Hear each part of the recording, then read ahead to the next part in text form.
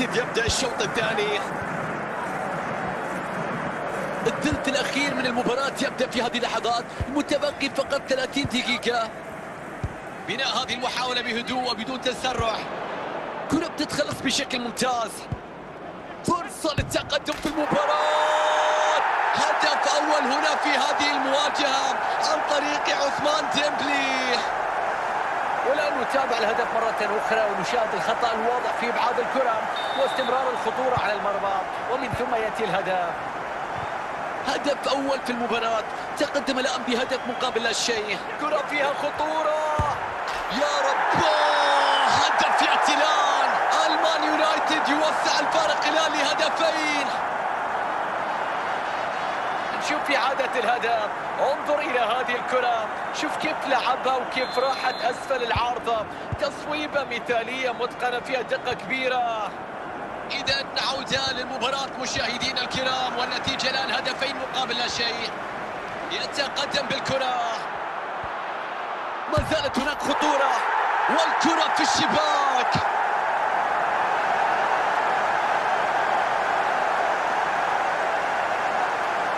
شوف اللقطة، شوف الإعادة، كانت في منتهى الروعة، في سقف المرمى تحرك الشباك.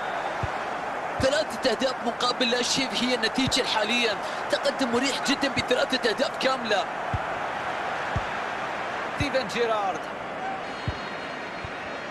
ضاعت الكرة يا وسام.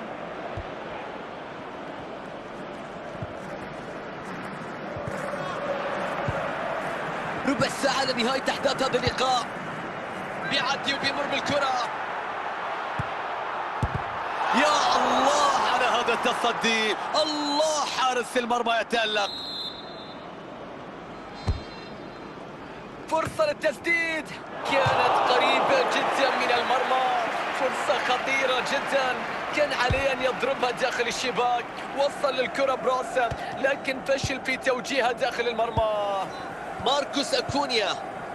مانشستر يونايتد يفقدون الكرة. فرصة هدف الآن، مستحيل، الكرة في المرمى في هذه اللحظات. الله على الكرة، على إبداع، على نهاية، يا سلام على الكرة في المرمى. والآن نشاهد الإعادة. شوف كيفية التواجد مهم في المكان المناسب، تتمركز صح تسجل هذه الأهداف بكل سهولة. ينطلق بالكرة الخطيرة، يا الله، كرة تعانق المرمى.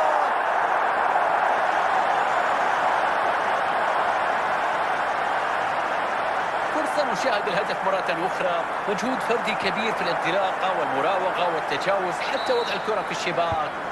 برأيي بأن المباراة حسمت لأن الفارق في الأهداف كبير جدا، وأعتقد أن خلاص المباراة اقتربت من النهاية. الحلول أمامه في الهجوم.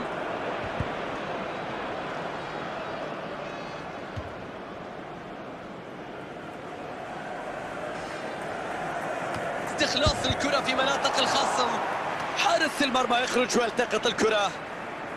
دقيقة واحدة فقط من عمر الوقت بدل الضايع في مباراة اليوم. تنطلق إلى صفة نهاية المباراة مشاهدينا.